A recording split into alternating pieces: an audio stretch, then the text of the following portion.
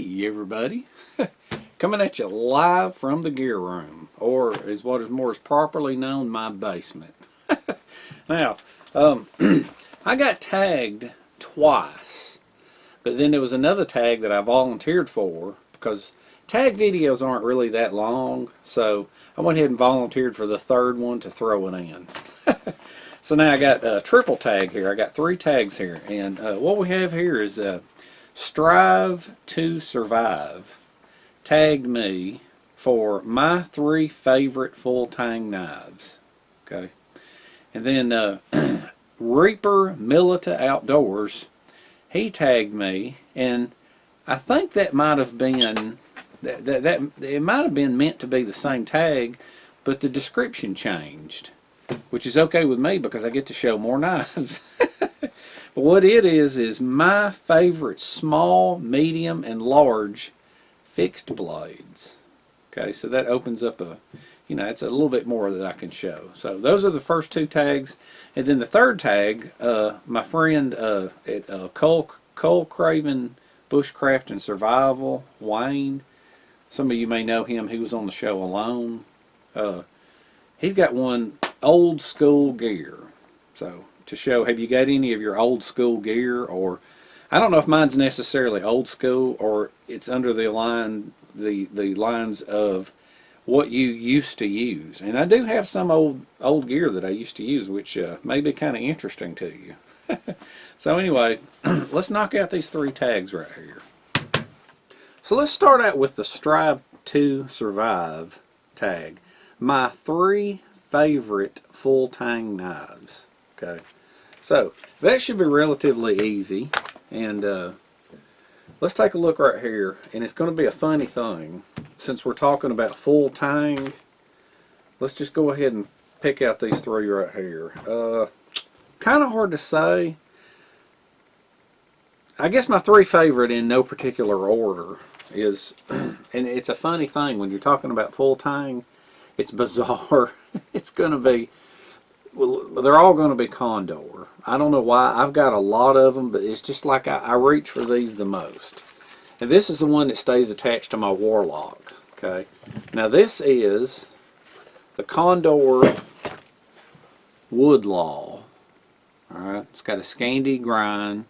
It's either 1075 or 1095 carbon steel. I can't remember which it is. And it's a funny thing. The handle is about as basic as it can get. And I remember when I was at the blade show one time, and I remembered seeing this handle and not thinking much of this knife. But I was at the blade show one year, I think it was back in like 2013 maybe, and I went to the Condor booth, and every time I go to the Condor booth, I would talk to Joe Flowers and the other guy that works with him there. I don't remember his name. He's some kind of boss with Condor, and I'd look at the knives and talk to him, and I'd be like, "You got any deals?" And the guy reached under the counter, and he said he had a box, and he's like, "Well, yeah, I got this stuff right here." And he showed me this thing, and I said, "What is that?" He says, "Condor Woodlaw."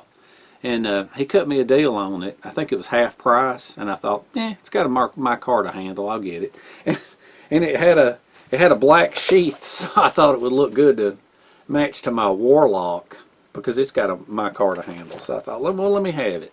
So I got it, and the more I've used this knife, the more I've liked it. And I think it's a funny thing that, let me say real quick, there used to be this old saying, this old rule, that if you take a knife and you look away, or you close your eyes, and you take that knife, and the way the handle feels, you spin it around in your hand, and however it feels natural, that's how you hold it. And then you look at it, and the blade should be facing across away from you, and that's going to be the most comfortable handle. Well, that's actually, believe it or not, that's kind of a myth when it comes to knives. That is intended for machetes. That if you do that, let's see. Let's take for example, pull this one off. On a machete, a chopping tool, not a cutting or slicing tool. A knife is a cutting or slicing tool. A chopping tool, where you get a lot of impact on the wrist, where that handle is, the way it's made, if you can take that handle and you look away, You turn it around and you think about it for a minute, and then don't do it too fast, but just take that thing, and this is important when you're buying a machete, is take it and just kind of spin it around, and however it feels the most comfortable, look at it. And if the blade is across from you, then you've made a good choice. It's a good handle. So anyway, just a little tidbit from old Dave. So okay, now that was my first knife right there, the Woodlaw, and I just wanted to kind of throw that in about the handle, because this has got just such a basic handle that it reminded me of that. So, all right, now let's look at my second choice. Now remember, this is my 3 favorite full-tang knives, so they got to be full-tang. This is my Village Parang, and I keep on it my bush lower. Condor bush lower. It's got a Scandi grind. It's got a walnut handle. I like it.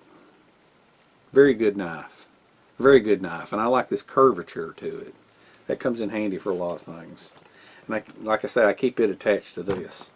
Now, not long ago, I was at Smoky Mountain Knife Works, which I don't think I'm going to go there anymore, because it used to be I could go there and I could always find stuff that I wanted, but it just seems like, I don't know, it seems like here lately the junk outweighs the good knives, the things that I want to look at. So I'm probably not going to go there anymore. But the last time I went, I hunted and hunted and hunted, and I looked everywhere for something that I wanted to buy. And I noticed this Condor over at Condor. I always go over to the Condor rack here lately. I used to hate Condor. I used to think they made stupid looking knives. But this is a pretty cool knife right here. I mean, they make good knives now, good knives and good machetes. But this had a dangler and a place for a ferro rod, and I thought that was pretty cool. And I said, let me see that. And it's called the Condor Swamp Romper. And when I got it, this thing, I love the handle. The handle is fantastic. It's a wonderful handle, and it's got a very, very small Scandi grind. But that's a very comfortable knife. And the other cool thing about it that I like is the sheath is very similar to the same size as the Woodlaw. So if I'm not in the mood, I mean bush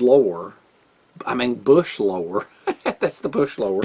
If I'm in the mood to carry this one, then I can just swap this one out and it'll fit in there, and I can carry it with my Village Parang, which is pretty neat. So anyway, okay, that's that for that first tag. And I have yacked and gone on and on. Let's see, there was one more around here. Nah, let's leave it at that. Let's leave it at those 3 right there. That's my 3 choices. That'll be my 3 favorite full-tang knives. Moving right along to the second tag. Like I said, I can't make these real long videos. These tags just showing knives, because I've been tagged numerous times in the past on things with different knives, but I think it's pretty cool to be able to say the things that I want to say about knives. So anyway, next tag is my favorite small, medium, and large fixed blades. Okay, so when you get into fixed blades, it doesn't necessarily have to be a full tang. It can be a rat tang. Now, you can say to yourself, some people would look and they would say to themselves, they would say, is a Mora a small knife? Okay, and is the K-bar or K-bars are the K-bars the large knives? Okay, or are these all medium knives when you start talking about really small knives like neck knives? But anyway, I want to do two honorable mentions before I get started on the small knives. Okay, so let's take a peek at the small knives. Let's see, right over here. Where are they? Alright, these are honorable mention. This is a Columbia River Knife and Tool, CRKT Cricket. Okay, this is a very cheap little tiny knife. Okay, it's not bad at all. Not a bad knife at all. But it's very cheap, and it is not my favorite. But it's a handy something to carry around. Like whenever I'm traveling to Atlanta and I feel very nervous, I want to wear something like this. I'll just take it and put it in my shirt, and nobody knows it's there. And that way, if somebody wants to attack me or rob me, at least I know I've got something. Now, another one, let's see. There was a guy that quit making knives, and his name is Jimmy Fishwolf Foster, and he used to make knives, and he quit making them because he moved on with life, you know, and just, you know, people had to quit doing hobbies for certain reasons, but I don't think he had time for it. But this is a little '01 knife that he made, little tiny knife. That is definitely a small knife, but it's a very handy knife. I like that one too. That one's got an honorable mention. Let's get that thing back in there. It's in a neat little Kydex sheath. You don't even realize that you're carrying it. And then this is a Martini, and it is so small that I wear it. I can wear it as a neck knife. That's a very small knife right there. And I think it's made in Finland. I think. Yeah, Finland, Martini, made in Finland. Now compare that to the size of a Mora, or Mora. Anyway, and you'll see the difference in the shape of them. That's an honorable mention, okay, but that's not my favorite. This is a Mora, and I can't believe I forgot the name of it. I forgot the name of it. I cannot believe that, because I got so many Moras I forget them. But anyway, this one, I know y'all know the name of this one, but this is a very small knife. I think it's an Eldris. Yeah, it doesn't say it on it, but it's an Eldris, and it's got that duplex grind on it. I just remember now, these things come in a bunch of different colors, and this thing, not only does it lock in, but it's also got a leather strap that locks it, and you can wear that around your neck. And if you get the deluxe version, it comes with a ferro rod, which is pretty handy. And the back of this, the spine is ground square, so you can strike off the ferro rod. It's another honorable mention. I got some more small neck knives up there, but I'm not even going to talk about them because I don't really like them. Now, this is a Tops. This is my favorite small knife. I think this is a MSK 2.5. Okay, I absolutely love this little bitty knife. It's got a micarta handle. All right, and let's see, what was this? Yeah, fixed blades. But this does happen to be full-tang. I love this knife. Now, Tops is a weird company because Tops they make super high quality knives, and some of the knives are a perfect design, like this one. And like them dudes in Canada, and that one called Fieldcraft, that I think that was designed by the Brothers of Bushcraft or something. That's a perfect design. But some of their stuff literally looked like you took a bunch of 5th graders and they watched Rambo and then designed knives. But that's a good Tops right there. That is my favorite small. All right, now moving right along, let's get to the medium. To the medium blades. I want to give honorable mention. There's a company called SOG, S-O-G, and SOG is kind of like Cold Steel and Gerber, that they carry a, it's hard to say. Unlike like K-Bar in Ontario, everything they make is good, okay? And Schrade, everything they make is junk. But like Gerber, SOG, and Cold Steel, they have a really good line, and then they have a junky line. And so this is an honorable mention for medium knife. This is a SOG revolver. And if the quality was higher on this thing, it would be absolutely one of my favorites.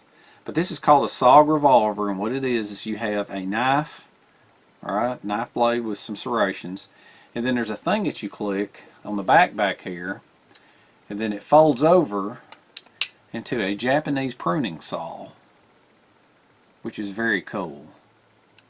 So you've got a knife and a saw right there, which is very cool.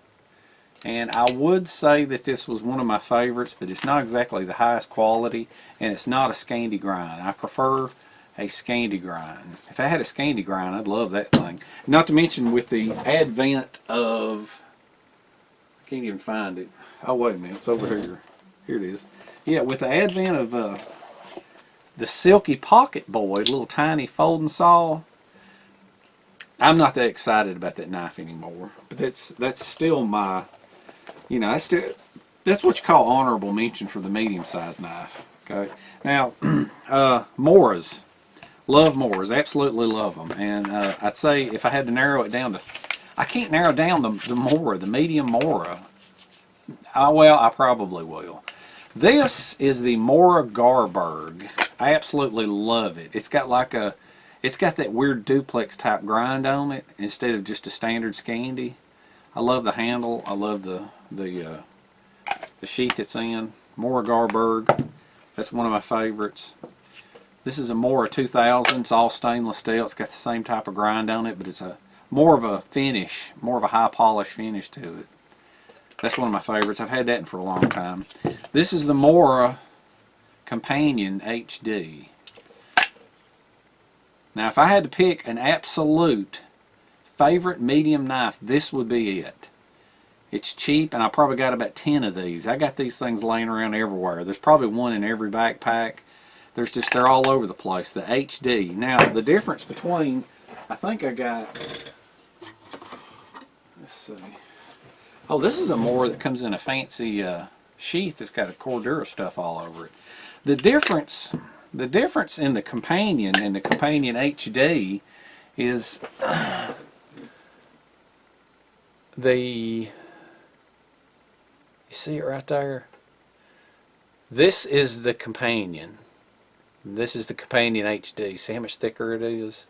I don't remember the exact dimensions, but it's a lot thicker. But I got to say that's my favorite knife. Now, for those of you that enjoy arguing over trivial little topics, if you consider this a small knife, then I would have to go with, and if you consider these as medium knives, then I'd have to go with a K-bar. And it's kind of hard to say. It's kind of hard to say on this. This is the traditional K-bar fighting knife with a black craton handle, and it's got the just blade from one end to the other, no serrations. I love that knife. K-bar, I think it's a K-bar. I think it's called the Marine Fighting Knife, or just called the Fighting Knife. But it's made in Olean, New York. It's a wonderful knife. But now this one, there used to be a name for this one, and I can't remember what the name was. They didn't call this a fighting knife. It was something like a Night Ranger or something. But this is like foliage green Kydex sheath, and it's pretty cool. You don't just pull it straight out. You have to put your thumb right here and push on this part to get it to unlock. But that's got some serrations on it. And sometimes those serrations will help you. These fighting knives are not Scandi grind. They're a little, I don't know, duplex grind. They got a primary and a secondary. So they don't carve wood as good, but when you got them serrations, if they're ground only on one side like this, then they carve wood pretty good. They'll make shavings pretty good. So if anybody wanted to complain and push the issue and say that the Mora is a small knife, then I'd have to say that this K-bar would be my favorite. But the Moras are, as long as I have tiny neck knives, the Moras are small knives. I mean, medium knives. Now for the last category, we have large fixed blades. Okay, so for large fixed blades, I want to start off by saying with an honorable mention. Okay, now an honorable mention is the SOG Jungle Canopy. This is a very large knife. Okay, SOG Jungle Canopy. Now this little jewel right here is, to me, a very good design. I like the handle. It's comfortable. I like the blade. I like how thick it is. This is a wonderful knife. It's a very good knife, but the quality is not that great. The quality is just okay. But I used this a lot years and years ago, and some people buy into the carry a Bowie knife or carry a large knife, and as I have gotten older, the more I've realized that I think you're better off if you'll carry where is it? Here it is. I think instead of carrying a big knife to do everything, a big knife cannot do it all, and you shouldn't expect a small knife to do it all. And that's why I've started carrying these combos right here. And I think that you should carry, and even down so far as this is the mini bush lower. Even a knife like that, a knife that is 3 to 4 fingers long, let's see, 3 to 4 fingers long on the blade is perfect. And I think I've got, and then you pair that with a chopper, and you got it made. And I think, let's see, here it is. Look at this one right here. They quit making this. Condor used to make the Bushcraft Small, Bushcraft Medium, and the Bushcraft Large. Now all they make's the medium and the large because people weren't buying this knife because it's mostly handle. But I've discovered with this thing, this is about, it's less than 3 fingers long, the blade. But I have discovered the work you can do with this little bitty knife. It's got enough handle that you can hold on to it with just a little amount of blade. The amount of crafting that you can do with that little knife is just unbelievable. And I've got it paired up to my pack with my pack go lock. So anyway, that is what I subscribe to now. If sometimes when I go on a minimalistic trip, I'll challenge myself by just bringing the blade. I mean a medium blade. But anyway, okay, first honorable mention on the large blades is that this is a, I don't even know if I'm going to pronounce this right or not, but this is a Neves Med Straming. And what this is this is what they, I believe, I'm pretty sure it's made in Norway. Yeah, I can't pronounce that. This is made in Norway, and this is a very traditional knife. This design's been around at least 100 years. And I really like this knife. This is one of my favorites. And this is one of the ones that I can't, it's Sami or Sammy, but the Sami people, they would carry this one knife and this would do everything. It had the length enough that they could do their chopping. I don't know if they carried an axe or not. Somebody told me one time that this is all that they carried. And it comes in a reindeer sheath. And I never did figure out what this weird looking little shape is on the end. But it's always been on there. It stands for something. And then it's got like a leather thing where you can hang it from your, I don't even think they wore a belt. I think they wore a sash and this was on it. But the way you put this knife in is you squeeze it so that you don't, and then you put pressure up on the spine. And as you squeeze it to put it in, you know, the entire blade goes into the sheath. But that's made in Norway. That's a very honorable mention. Now, something else. Sometimes whenever I am carrying these combos like this with a knife and a machete, I'll carry a saw. You know, a lot of times I'll carry a folding saw, but like what I was talking about on, like, say, the minimalistic trips, a lot of times I'll carry a knife, one of these knives that's got a pouch in it, because in that pouch I can put something like a multi-tool or the Silky Pocket Boy. That way I can have me a folding saw in there. Now, this is a large, this is not a machete, this is a large knife. This is the Ontario RTAC 2. I think that's what it's called, yeah, RTAC 2. Now, years ago, they had the Randall's Training and Adventure emblem on it. Because Ontario was the official knife, I think, of that they sponsored, I think. And if you buy a new RTAC 2, it no longer has the Randall's Training and Adventure logo on it because somebody else is making the official knife. So the newer ones won't have that, but this is an older one. And I like this, but I don't love it. Okay, I like it because it's an Ontario, but it's a weird thing. The handle is real big because this has a full flat grind, which makes the blade weigh, I don't know, the balance ain't there. It's like the handles. It's like the handles. The handle weighs more than what it should. But anyway, I like that knife. That's another honorable mention. And so my favorite, without a shadow of a doubt, is just like I think one of the guys that tagged me, the Essie Hungalas. And people that don't know would call it a Jungalas. See, it's got the Randall's Training and Adventure logo on it. This doesn't have a full flat grind. The grind doesn't come all the way up to the spine. It starts about in the middle. So it's got the blade, the weight of the blade is a little bit heavier. All right. And it just comes in it's part Cordura, part Kydex. And what I've done is I made me a homemade sheath and strapped it to it so that I can carry a silky. Because if you have a large knife, if I don't have a machete, I like having a saw with my large knife. All right. But anyway, and another thing I want to go over is people with the whole lanyard thing. I need to go over this. There are so many people that they think my camera's crooked. That's okay. You don't care, do you? All right, now there are so many people that think that when you use a lanyard that you just drape this thing through your handle and have it like that. Well, what that is that's for protection for if the knife flies out of your hand or if you drop it, okay? But that will do nothing to save your grip, okay? If you're going to be chopping all day and you want to say you don't want your grip to get too tired, you put the knife on backwards, just like that, on your thumb. All right, then roll your hand up, and that way it locks it in.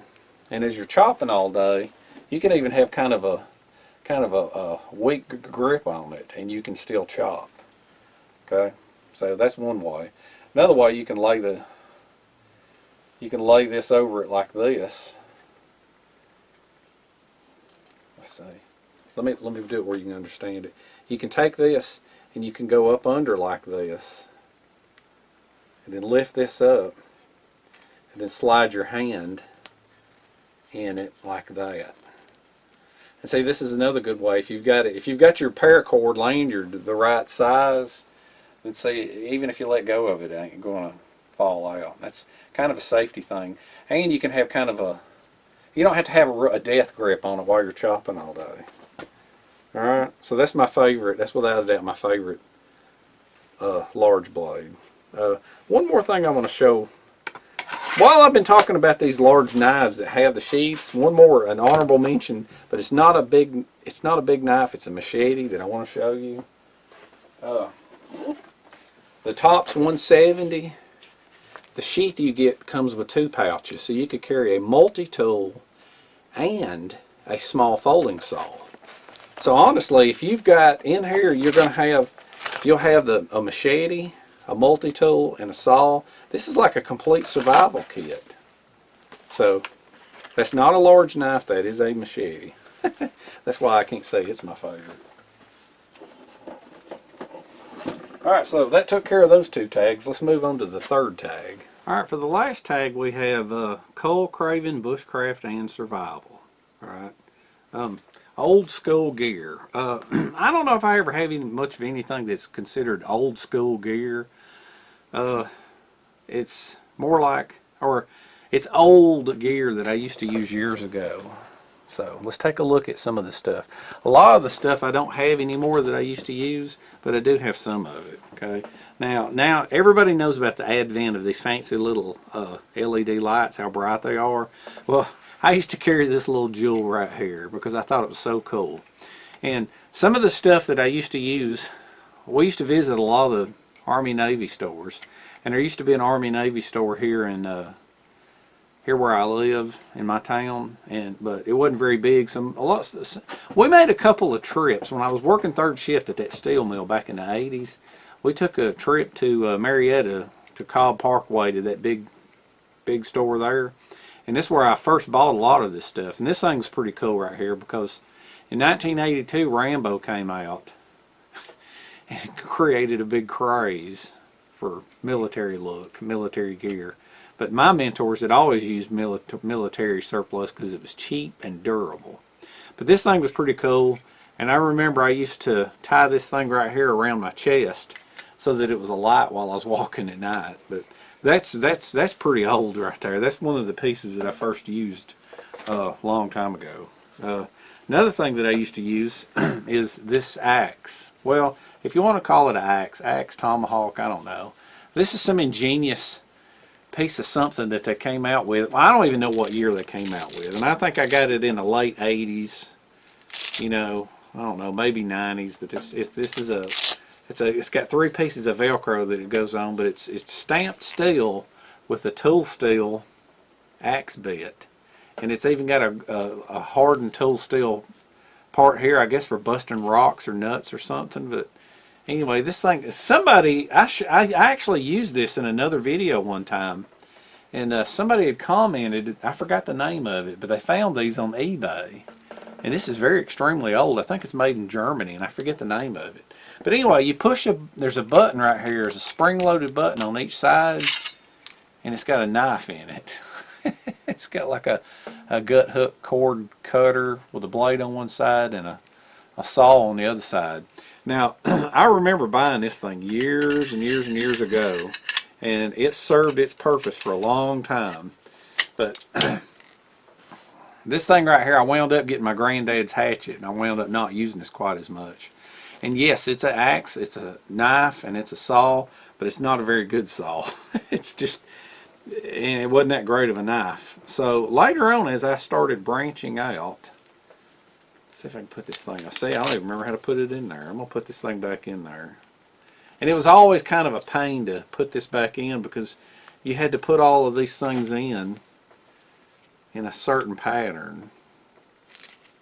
Yeah, like this one, you had to fold this over first and then fold over this, and then that thing right there, you just throw it in your pack, or you could use this part back here as a belt loop and it would flop around while you were hiking. Now, I did carry a pruning saw, and I've had about 3 or 4 of these, but this is a Wallace. And I know everybody on YouTube now is going crazy over Baco Laplanders and Silkies and Coronas, but you know, back before then, you had to have a Wallace. Came with a wooden handle. And this thing right here, you would unscrew it. No, you didn't unscrew it. It's got a spring-loaded thing here that unlocks it. And that right there was a cutting son of a gun right there. Them big old teeth on it, it was supposed to keep from clogging up. Something about those teeth, and it had a wooden handle, and I think I broke a couple of these. I don't know. I don't even know. I don't know if this thing right here is. It's probably not. It's probably not the original one that I had. But I remember I bought a couple of these because the handles would break on them because they've got a cut down the middle of them here, and they've got a cut here, and they were bad about breaking. But anyway, that thing is pretty neat. Pruning saw. I did a lot of firewood cutting with that. I also carried a bow saw, and I've got a very old bow saw, but you know, everybody's seen them. I don't know if it was one of the original ones I had used or not. And then there's a knife right here that I used. This is a Parker IMAI, I-M-A-I. And people laugh when they see these hollow handled knives because they think that they're all junk. But this was a very, very, very expensive knife. This is the first most expensive knife that I ever bought. And this thing, I don't know what it is, but it says surgical steel, K692, made in Japan. And it was a collaboration between Parker Cutlery and IMAI, I-M-A-I. And I think IMAI might have been a Japanese manufacturer. But I used this one a lot, and it was a lot of fun to carry. But it didn't take me long to move on to a machete. I wound up using a machete a lot of times, and used a lot of Swiss Army knives. And I had a bayonet that I used too, but I don't know where it's at right now. It was kind of hard to find this stuff right here. Now, one more thing, without a shadow of a doubt, I know what my very first cook kit is. So let's ease you down here to the table, and I'm going to show you my very first cook kit. Now, this was the container that I carried the fuel in. Now, we did cook off the fires a lot, but sometimes you couldn't do that, depending on where you go and everything. But this thing here would unscrew, and you would put the fuel in through here, and then you would pour it out on this end. All right, now that was the fuel container. And then this was my stove right here. This thing was the burner. You would unscrew it. It doesn't even hardly unscrew anymore. This thing's solid brass. And it had a replaceable wick on the inside with another little piece of brass with holes in it. And what you would do with this thing is, this is a little tri-legged stove. And you would unfold this thing, and what you would do is you would set the burner under here. See if I can do this. this thing would sit just like that. Alright. And then you would light it off, and then you would put your cup on it. And that's how you'd heat up water and stuff. And I think I had just like a common stainless steel bowl that I put on top of this thing. But this was the cup that came with it that the burner sat in. But without a shadow of a doubt, that is the first little burner cook kit that I ever owned. Without a doubt. And I have managed to hold on to it all these years. And I still have it and I never use it. And I don't even know if it'll work anymore. That thing goes in there. With an old-fashioned fuel container. Probably held together by lead. Now I got a couple of big items to show you, and you've probably seen them before, but I'm going to show them to you. This thing is in terrible shape, but this is my very first load-bearing vest, the very first one. All of the brass buttons on this thing have turned green, and I think this has even got some old stinky looking mold on it. But this thing right here was the very first one that I ever had, and I would strap all kinds of things to this. And my mentors were big on this kind of stuff, because what you do is you put all of your smaller items in these pouches right here, and then we had like bungee cords. You could bungee cord things to the back here. And I would wear this thing in. This is like back before I had a backpack. And I would wear this thing in, and I'd have all kinds of stuff strapped to it back there. I'd have like maybe a sleeping bag or this hammock right here that I'm fixing to show. So this thing right here, I absolutely don't use that thing anymore at all. This big old hulking bag was pretty much one of my first sleeping bags. Now this didn't come from the military store. This came from Sportsman's Guide years and years and years ago, back before the advent of the internet. when you got a catalog in the mail, and when you ordered it, you actually dropped the envelope in the mail to order it.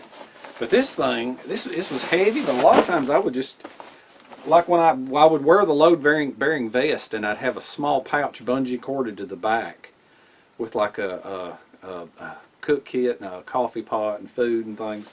And then this thing, I would just carry it over my shoulder like this. And this is kind of a neat outfit right here, because the underneath of it was like a hard vinyl plastic type stuff that was waterproof. And you unfold this thing, I don't know if I even want to unfold it. You unscrew it, and I have to be careful with this thing because it's so old, but the tie-outs were actually vinyl too. They weren't paracord. I'm just waiting on one day for them to bust. But that right there, there's ends that have broken off of that one, and it's short, and that one's still full length. But the way this thing is it rolls out like this. It rolls out, and it has a place for your head right here. But it's all vinyl on the outside of this and the back half, and then the front of it is a heavy canvas. And it's got a big old heavy zipper. But this thing was a big old heavy thing stuffed with some kind of insulation. I don't know what it was. Probably, I don't know, synthetic film. It may even have been cotton. I don't know if this thing's Swedish or Dutch or what. But anyway, I used to carry that thing around a lot. And then I finally moved up to down, feathers. And it's a funny thing, me living in Georgia, I very rarely ever zip this up. But this thing right here, see if it's still got the tag in it. Let's walk it over there to you. Sleeping bag, mountain. I don't know if you can see that or not. M1949. But this was not the large, this was a regular. And the regular used to fit me no problem. You can see some of the feathers coming out of this thing. There's some places, yep, there's a hole right there where feathers come out. But this thing, I remember, this was expensive when I bought it. And I felt like $1 million when I moved up to this thing. I was styling and profiling. And I would lay down dog food bags. I didn't even have a sleeping mat. And then I would sleep in this thing. And like I said, I very rarely ever zipped it up. During the winter time when it got really cold, I would zip it up. So that's another one of my original pieces of gear that I do not use anymore, because if I bring a sleeping bag now, I bring a snug pack jungle blanket, and I got all them, or a snug pack jungle bag. I've got a bunch of them over there. Or if it's really cold, I'll carry my bivy sack. I got an MSS system that I use. And there's feathers. There is feathers floating around everywhere. I got to do something about that hole before I ever get that thing out again. Alright. Now one of the other things is this. I don't even want to open this up. I'm going to open it up that amount right there. This is an old Vietnam era jungle hammock. And this thing, I'm telling you, it's got the roof on it, it's got the bed in it, it's got the vinyl plastic type roof on it, and this thing I've got silicone all over it. It's got, I even hit myself with some of the tie-outs there. There's no paracord on this. This thing is all string. This is old school military here. It's got the old netting on it, and there's no holes in it. This thing is still in good shape. And I'll never forget all this old rope that I'd tie off. This has never been modernized. But this thing right here, I'll never get rid of this ever. And I don't want to, I've never slept in this on a video, and I never will, simply because the modern hammockers, hold that thought right there a minute. Let me reach over here and grab something. You see this kit? Okay, this is a modern hammock. It's a bug net, it's a tarp, and it's the suspension. Everything you need right there. Okay. Now, the modern type stuff is that big and that lightweight. Okay, and that's what everybody accepts now.